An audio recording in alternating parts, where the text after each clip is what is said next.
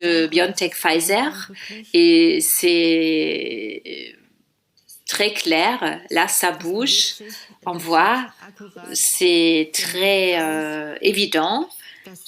Dans le microscope en champ sombre, on voyait ça sur la lame du microscope, deux lames de microscope, en bas, en haut, on met une goutte, puis on couvre par une lame, rien ne glisse, rien n'y est ajouté, on le regarde de par le microscope en champ sombre, et voilà, là, ça disparaît à nouveau de l'image. Et puis, dans une autre charge aussi du fabricant BioNTech, on a trouvé la particule que voici.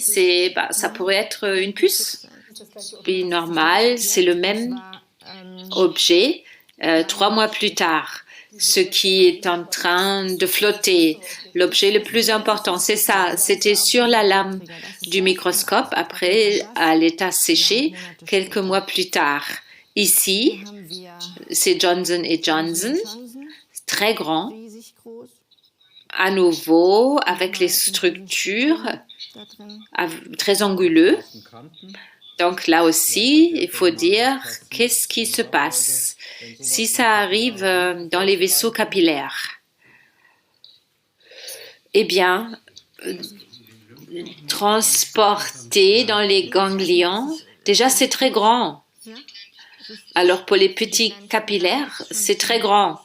On sait bien, si je peux me mêler de tout ça, nanoparticules, on sait que les macrophages, les phagocytes, des fois ça marche pas, notamment lorsque c'est anguleux, on sait ça des polystyrènes, des graphène-oxyde et autour des particules, il y a une biocorona qui se forme. Beaucoup d'études analysent ça, donc des protéines, mRNA, ça l'enveloppe, donc le corps rend ça non nocif, mais c'est un processus d'inflammation autour de la nanoparticule. De bonnes études par rapport à ça ont déjà été élaborées. Merci beaucoup.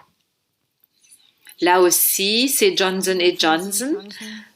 Tout ce qui bouge, c'est ce petit objet volant. Ce petit objet volant, on l'a aussi retrouvé dans d'autres échantillons. Et eh bien, je dois dire, ça a toujours cette forme-là. Ça ne peut pas être lié à l'hasard. Ça se répète. Ce petit élément en haut aussi bouge également. Et puis,